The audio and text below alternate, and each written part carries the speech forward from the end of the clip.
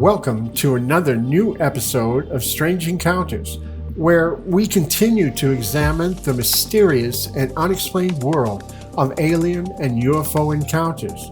Don't forget to like, subscribe, comment, and hit the notification bell, and send your unexplained and strange encounters to verystrangeencounters@gmail.com.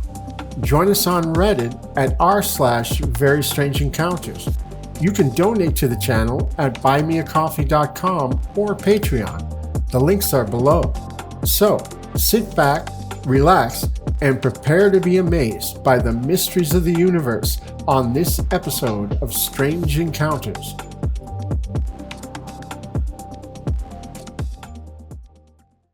Epcot by Magical Manta. I've only had one situation where I thought to myself, that is a straight-up alien I'm dealing with. Here we go. Back in 2019-2020, I worked at Epcot at Walt Disney World in Florida, selling tickets for people to enter the park. I don't remember if this was before we had to shut down for COVID or after we reopened in July. Anyway, I had a steady stream of guests at my booth and things were going normally. All of a sudden, I looked up and there was this enormous man in front of me. I mean, he was easily 6'5" to 7 feet tall. Next to him was a smaller woman who was plain and had a stern look on her face. The man was very jovial, but I got an air of he's just not totally there. I asked him what sort of ticket he needed, and he proceeded to answer me with something that made zero sense. Like a sentence that had no context to what I had just asked. I wish I remembered what it was. I sensed that he needed a little extra care and immediately felt like he's not from here, and I don't mean another country. I smiled and repeated my question a little slower. He looked down at the woman next to him, she looked up at him, and I swear it was like they were communicating telepathically, because something passed between them. He then looked back at me, smiled, and answered my question clearly and relevantly. Strangely, as he walked away, I remember feeling like wishing him a good visit here on Earth, and that people would be kind to him. Weird, I know. That's the only time I ever had a sense like that from a guest. If you've seen the original Arnold Schwarzenegger Total Recall movie, you might remember the scene with the alien or robot trying to pass through security, and when asked a question keeps repeating 2 weeks before glitching out. That was sort of the feeling I got from this guy. Narrator's note: when I contacted Magical Manta about her experience, she had a few more things to add to the story. Oh yes, that man was so unique. So was that situation. I worked that job for a year and a half and never had another experience like it. I'm also somewhat intuitive, so I trust the feelings in my gut. I will go to my grave believing that he was an off-world visitor, and I thought, how cool that his handler would bring him here. I'm also a big believer that they walk among us. I mean, come on, how could they not? I appreciate you reminding me that I posted that. At the end of the day, I cannot stress how much affection I, strangely, felt towards this person. From the bottom of my heart, I hoped he would have a good time. And I'm somewhat of a cynic and would also get pretty snarky about obnoxious families with bad attitudes. This man had an almost angelic aura, a gentle giant. Bless him. I hope wherever he is today, he is happy and has fond memories of his day at Epcot. Oh, also, reading back what I wrote the first time, I almost made it sound as though he had a mental impairment at first. That was honestly not the impression I got from him face to face. From time to time, I've had people with various challenges come to my booth, and it was very obvious they needed some extra help. This man, on the other hand, gave that completely different vibe, and the wordless, I assume telepathic, communication between him and his handler blew me away to witness it. Astral Travel by Coralie CFT. I was born in Puerto Rico to a family of varied religious socio-cultural customs. Both parents grew up Catholic. My dad, when old enough to rebel, was interested in people like Edgar Cayce and Nostradamus and various Marian apparitions, Medjugorje being one of his interests, and also anything that may have to do with aliens or catastrophism. For example, Velikovsky. My mom also grew up Catholic, but with Santeria interests. There were many spiritualist mediums in my family, so nothing was really too weird in my family, and sometimes stuff happened. I started popping out of my body fairly young, probably at 6 or 7 years old, in what I thought were lucid dreams. No, I didn't know what lucid dreams were. I just knew I had to be dreaming if I started floating, which happened fairly often. My brother and I would be playing in the hallway and would start floating and had races. It was fun learning to separate from my body.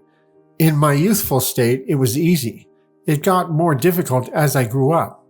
So we flew around in what I knew was another state, but I didn't realize what this meant until I was around 8. My mother went to a party, and I wasn't allowed to go, so she got the babysitter to stay with us. I wanted to go, but it was grown-ups only. So, at night, when I went to sleep, I woke up, popped out of my body, and flew to the house where the party was. I went through the ceiling and observed who was there and what they were wearing. My favorite aunt was there, so I told my mom the next morning and was this close to getting a spanking, because my description of my aunt was so accurate that she thought I had somehow snuck out of the house and went to the party and hid somewhere.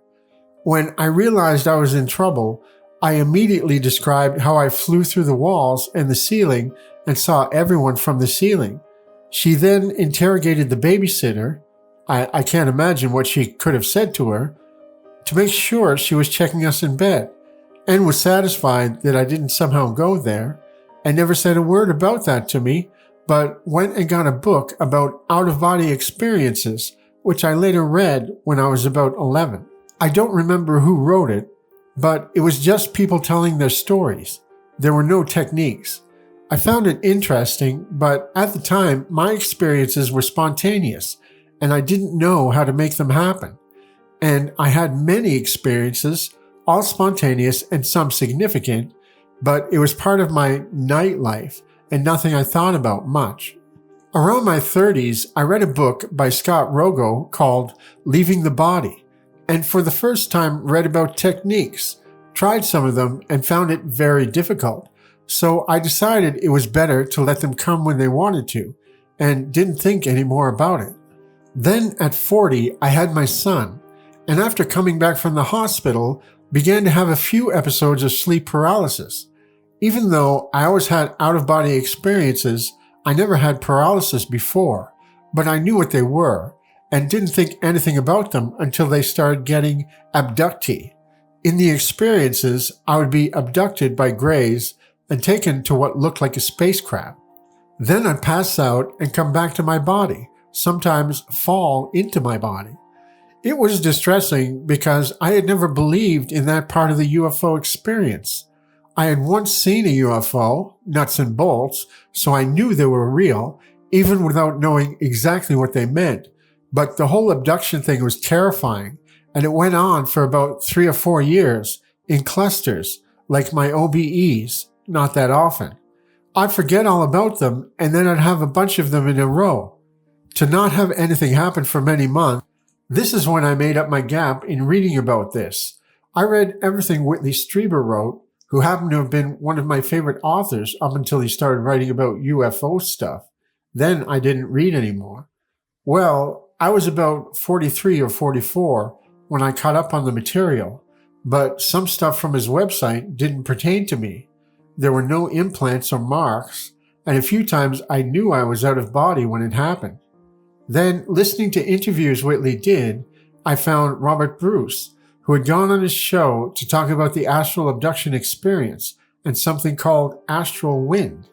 Those words just brought everything together for me. The abduction experiences that were really OBE, astral wind, which is a phenomenon that you know when it happens to you. Then I found him on the internet and he described everything that happened to me. I learned a lot from him about psychic self-defense, and I also learned that everything isn't what it looks like, and to not be afraid. The short of it is that I faced my demons and it turned out to be a very rough awakening. I then studied more of the things that I hadn't learned in college, where I studied Eastern religions, religious history, and many types of philosophies. It was the time where colleges let you pick what you wanted to study. I then added to my studies and learned everything I could about all kinds of occultism, and I was so happy to have learned all that I did and that it helped me that I stayed with the website, and I helped people when they were trying to learn to induce astral projections. At the same time in my spiritual life, I had come to New Thought religion and found a name for what I already knew, that my thoughts created my reality.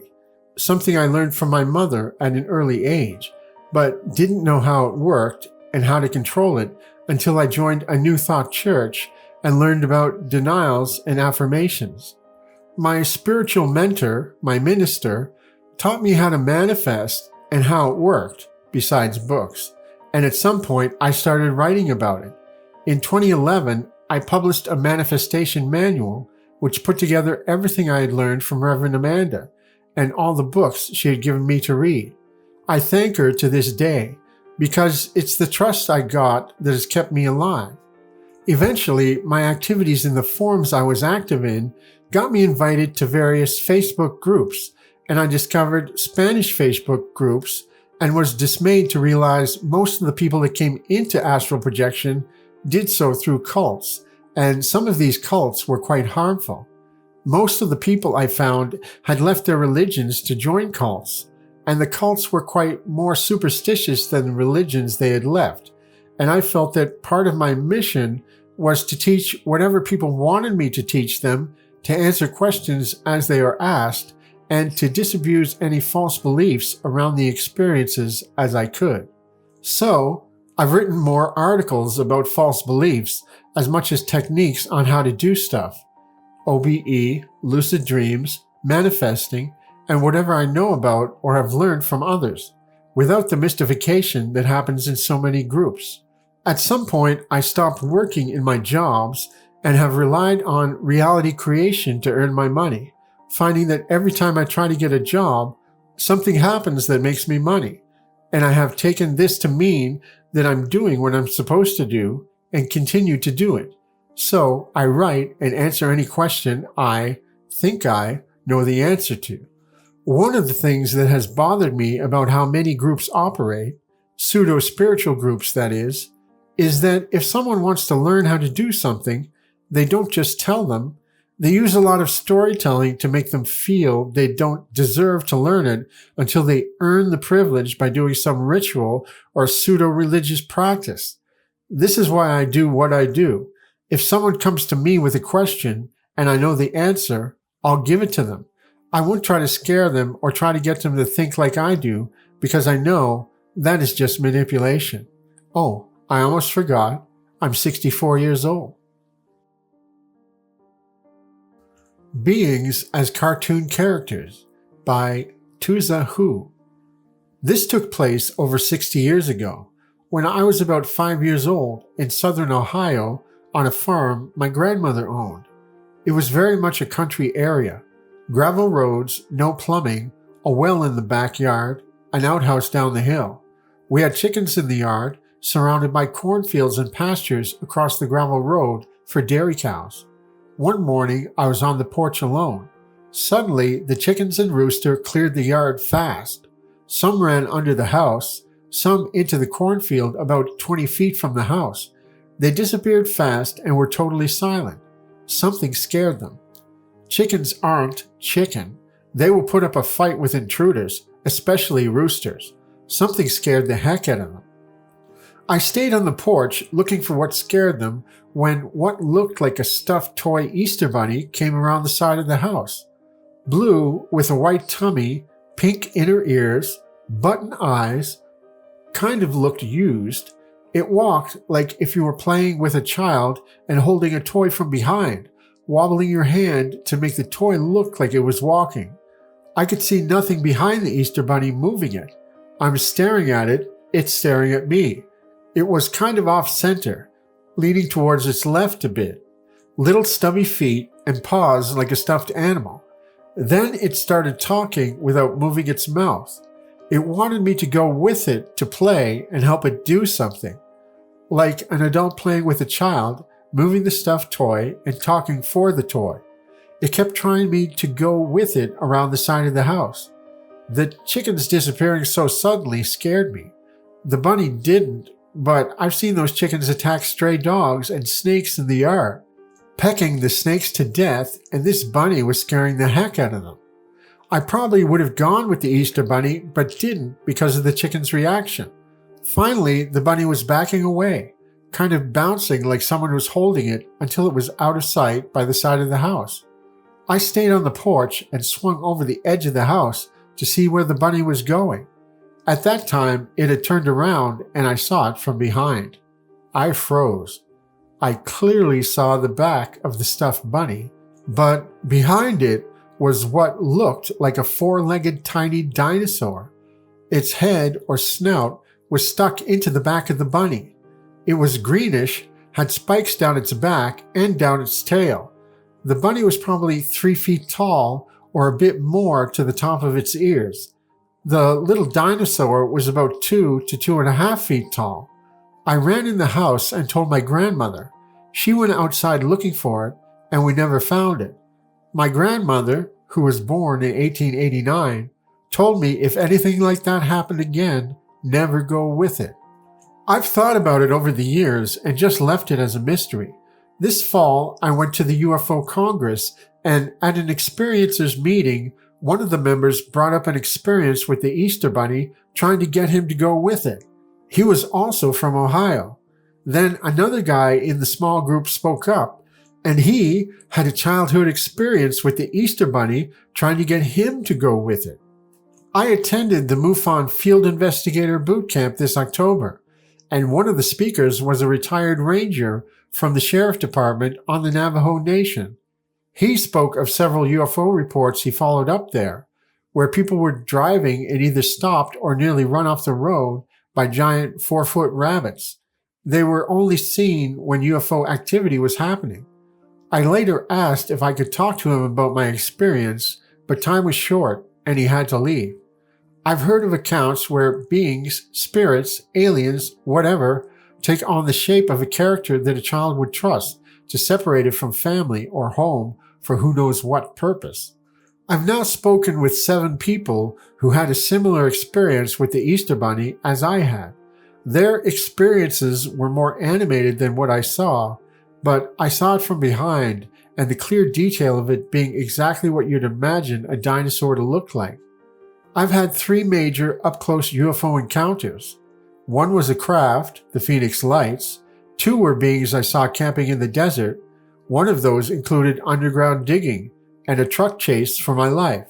Now I'm wondering, I had another encounter as a child. Any insight or thoughts that would be beneficial? My Encounters by Chloe. Hi, my name is Chloe. I'm 29 years old. I've had some encounters that I would like to share. The first encounter I would like to share was when I was a child living in Seattle. My mom, my sister, and I were driving at night on a clear road. I don't remember where we were driving to or from. All I remember is the big orange light up ahead. It was so big. I thought it looked like a big orange planet, but brighter. I asked my mom, what was it? She said it was the moon, which was odd because the moon was behind us. I don't think my mother noticed until I told her. Out of curiosity, my mom drove on, straight toward the orange light. What happened next, I don't remember. Every time I try to remember, my mind goes blank. The second encounter was when I was 20. My mom, my little brother, and I were having a road trip. We were in New Mexico in the desert area. It was daytime, and we were the only ones on the road. I was taking pictures with my camera. All of a sudden, my mom said, "What's that?" looking up at the sky while driving. I looked where she was looking, and there in the sky was a big, odd object. The object was just flying through the blue sky. It wasn't a plane. It was a very odd shape, very big. I tried to take a picture of it with my camera, but for some reason, my camera stopped working. No matter what I did, my camera wouldn't work. The object was slowly disappearing into the clouds. Once the mysterious object was gone, my camera started to work again. The third time I believe I saw a UFO was on a stormy night in North Carolina. It was summertime. I was home with my grandma. We were watching the storm up in the sky. Out of nowhere, a circular object of white light came out of the sky. It looked like it was trying to get away from the storm. My grandma and I watched it slowly disappearing behind the night clouds. The last encounter I would like to share was terrifying. On August 6, 2020, I woke up from sleep on the floor with my dog by my side. The background noise was my pet sugar gliders playing in their cage. It was dark. I don't know what time it was. Suddenly, the heat in my room started to rise. My room started getting uncomfortably warm. Then my head started to vibrate very loudly. I started to feel fear and shut my eyes real tight. I felt that I knew what was going on. I knew that something or someone was in my room. I don't know how they got in, and the thought filled me with fear. While my head was still vibrating, I heard my thoughts saying, "Get out," over and over again with my eyes still shut. I tried to wake up my dog, but she was frozen stiff and didn't move. This made me panic more. I could still feel the vibrating in my head. Fear took over, and the fight or flight instinct overcame me, lifting myself up while my body felt numb and drowsy, like they wanted me to be paralyzed like my dog. I started to wave my arms around, yelling, "Get out." What happened next felt like I was in a dream, like they wanted me to calm down. I saw a woman come from out of nowhere in my room, and she said my name. After that, I don't remember what happened. Possible Abduction Experience by Epic Moment Hawks. I had an interesting experience around the age of 14. I was in bed when this bright light shone through the blinds, and I thought it was the passing cars, but this one seemed awfully bright and didn't move like the passing car lights did. I thought it was weird because I live on the top portion of the duplex we lived, so for the car's light to be that bright at the middle of the night annoyed me. I didn't think about it, so I turned to the side and went back to sleep, and suddenly woke up feeling like a few hours passed by and I didn't feel right. Then, after a few seconds went by, I heard and felt smooth metal click deep inside me, and I heard complete silence, and I got cold and started shivering, and I had a good idea what had happened. I was already naked because I like to sleep that way, but it just bothered me for a long time because I couldn't recount anything in between the few hours that passed by. I had a feeling it was Grace because my mother would recount to me when she was pregnant and I was in her womb that they abducted her, and she begged and pleaded not to hurt me. So they sent her back, and it happened more than once. I'm not sure if they were checking up on me or something, but my mom would get a lot of information out of nowhere sometimes to solve random problems, and I would think it was them downloading the info to her. 5 Hours of Lost Time by Chaka Malik. My wife and I lost just under 5 hours of time and can't explain it in any rational way. Looking for ideas, explanations, matching experiences, or just tell me I'm crazy. I had just left work and was bringing home a new fondue pot. I purchased loads of meat to cook and show my wife how it works. We started cooking around 9 p.m., having a blast watching TV and fondueing stuff in the kitchen. Around 10 p.m., I noticed a slight bit of smoke from the meat she cooked, burns to well done. Not wanting my fire alarms to go off and possibly wake the neighbors, I turned on the kitchen air vent, moved in a floor fan, opened the door to the garage interior, and opened the sliding glass door, leaving the screen closed. From there, I suddenly woke up at 3 a.m. laying in bed. So naturally I freaked out, turned to my wife, and she was also awake. We both looked at each other and had a little panic attack, as when I looked at the clock, it had been 10 p.m., not seconds before, when we were standing in the kitchen. Additionally, I was still wearing full work clothes, steel-toed boots and all, lying in bed, and she was still fully dressed from work as well. Normally, I'd take a shower and change, as she would literally try and wrestle me if I tried to touch the bed before cleaning up from work. We got out of bed, which was neatly made under us. We never make the bed. We went to go check on our pets as we feed them before bed and noticed everything was like it was 5 hours previously. The fondue was still cooking. Pieces of meat and chicken were still out raw on the counter. The vent was on and the floor fan still there. And even freakier was the sliding door, and the door into the garage was still wide open. It honestly freaked me and her completely out. A couple of things I have ruled out so far. Smoking and alcohol. We don't smoke anything, and she barely drinks wine. CO2, or smoke. We have several fire alarms and CO2 detectors, which are all in working order. A couple of days later, I was talking to my father and mentioned that something really weird had happened to us. I started with explaining that we woke up suddenly and didn't know how we got in bed. He then said, "Let me guess, you lost 4 or 5 hours and you don't know how?" I answered yes. Before I could go further, he mentioned how he had the same thing happen to him and 2 of his friends. He was headed home with 2 of his friends or roommates. He remembered his friend asking what time it was as the car clock was broken. He said he looked at his watch and started to say, "It's about 9:30, but in between 9 and 30, he was suddenly at their house on the couch. As he finished saying 30, he realized his watch now said 2:58. Then one roommate screamed, "WTF," as he ran down the stairs, and the other was in the kitchen just standing and staring at the fridge. They all freaked out and noticed the front door was open.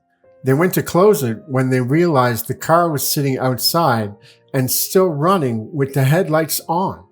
The doors were locked and the keys were in it, and it was in neutral. The only key to the house was on the car's key ring too. It rightfully freaked them all out, as it was 3 a.m. as well.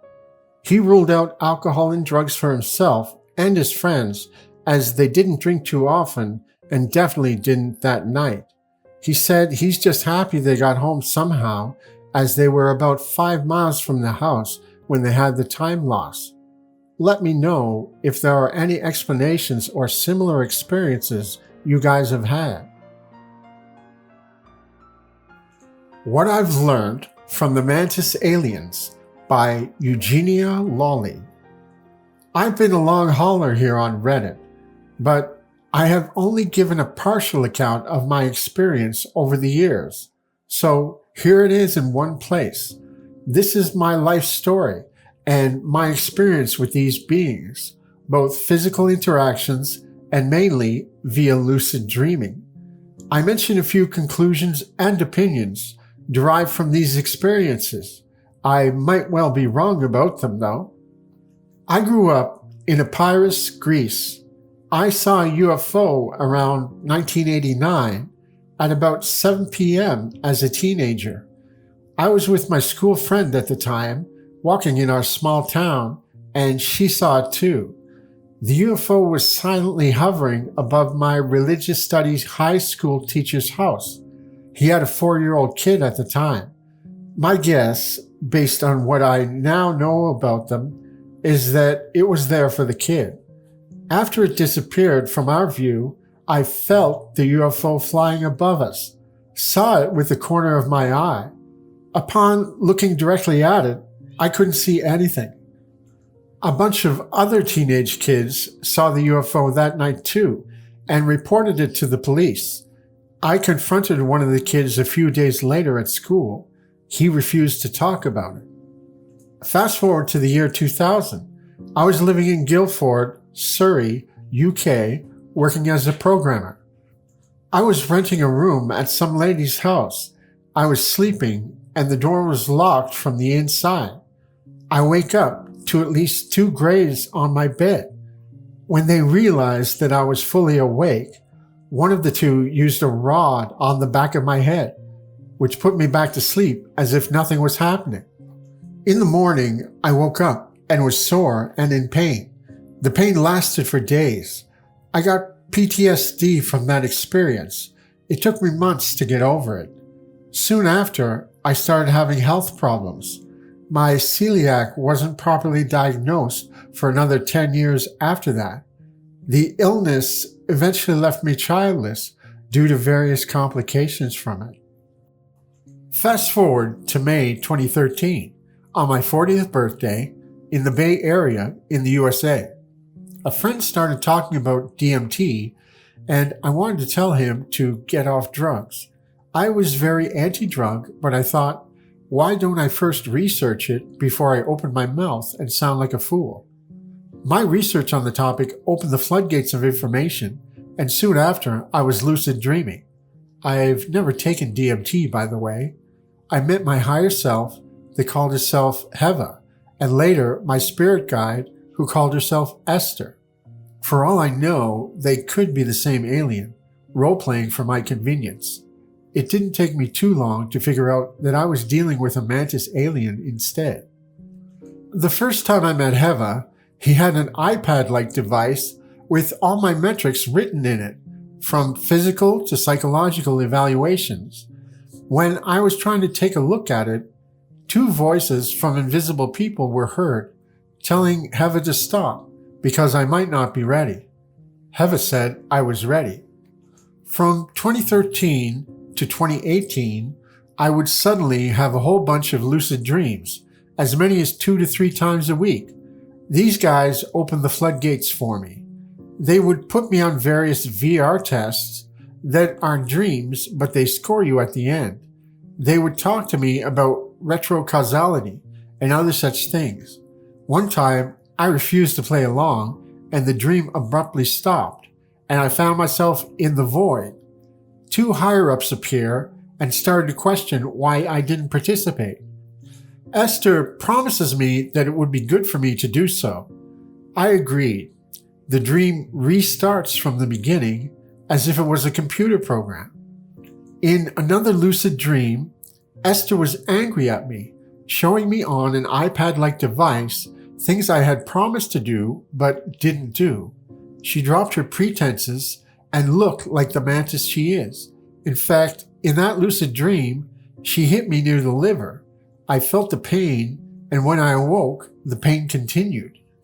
Esther would tell me the future 3 times. 2 times was bang on. In 2014, she told me that my business Instagram account was to be hacked, and it did so 2 days later out of the blue, and it was half right. She stressed that the future is ever-changing, and our decisions make up the future, so a decision can change a prediction. That 3rd time, she correctly predicted the exact date something specific would happen, which did happen when she said, but she didn't know the outcome, because that was depending on my actions. That 3rd time put a huge strain on our relationship, because it was about something important for me, but she was not allowed to help further or to advise me. I obviously messed it up. That made me angry, and while I don't have a conscious recollection of it, I'm pretty sure that I raised hell. My lucid dreaming stopped abruptly in March of 2018. They closed the door. It now only happens 2 to 3 times a year when she wants to tell me something important. 1 week before that third prediction was to happen, the Greys revisited me. I have the conscious memory of them bringing me back only. I couldn't move, but I managed to move my arm with great effort and told them that I'm not scared of them anymore and to let me move. To no avail, since they just put me back to sleep. Buggers. The last time I talked to Esther, she told me that I need to take care of Star and that it was a gift to beat my loneliness. I had no idea what she meant. A week later, I get a new neighbor named Star, who is also an artist like me, and we became close friends. Some of the stuff I was directly told or figured out during that time. Mantises are often seen wearing a purple cloak and a medallion. I asked them about it, and they said the medallion is actually a device and not a status symbol. They consider themselves neutral, or at least they strive for it. The Mantis are the so-called spirit guides people experience in between lives and take care of reincarnations. According to Michael Newton's book, Journey of Souls, the spirit guides have a purple aura and wear a medallion. This was written before the Mantis Aliens became as well known as they are today, and even today, most people only see Greys. In other words, I think that UFOs are not people from other planets per se. I have surmised that the phenomenon is a control and support system for reincarnation. The planet belongs to them, and we are renting the place while we incarnate here. They are behind social engineering via religion creation and folk myths. They are driving our evolution via intellectual, social, and of course, genetic methods. Please note that despite speaking about reincarnation here, I still consider myself an atheist. I don't see reincarnation as a religious thing, but rather a system that can happen either naturally or with technology. Lately, I lean on the latter. The Mantis is the most common alien seen on DMT, ayahuasca, and mushrooms, called insectoids in the psychedelic parlor. When I asked a Mantis, not Esther, why it's usually them we bump into in hyperspace, he replied, "We intersect." Abductions happen mostly in the astral plane, also known as a fourth spatial dimension, where time and consciousness are more interweaving than in 3D.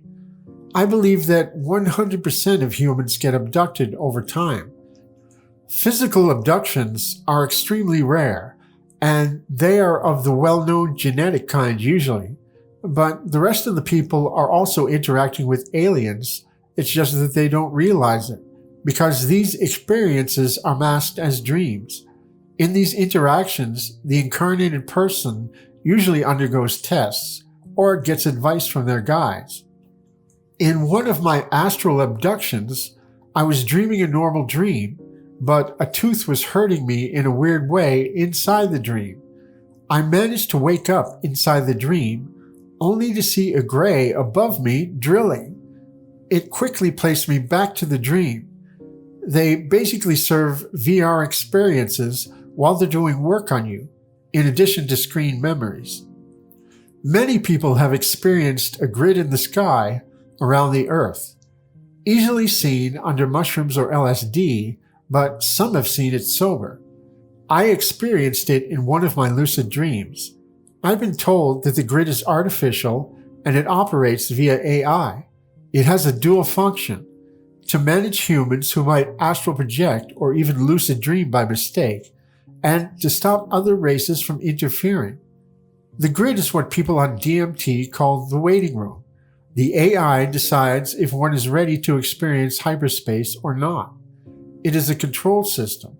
I haven't decided yet if this is a good thing or a bad thing. It might interfere with our ability to evolve in the astral as well as in the physical. In another lucid dream, I was outside a US military facility and couldn't enter.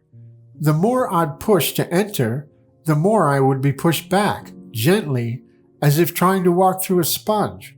An entity next to me told me that I can't enter because the US now has technology to repel consciousness from remote viewing.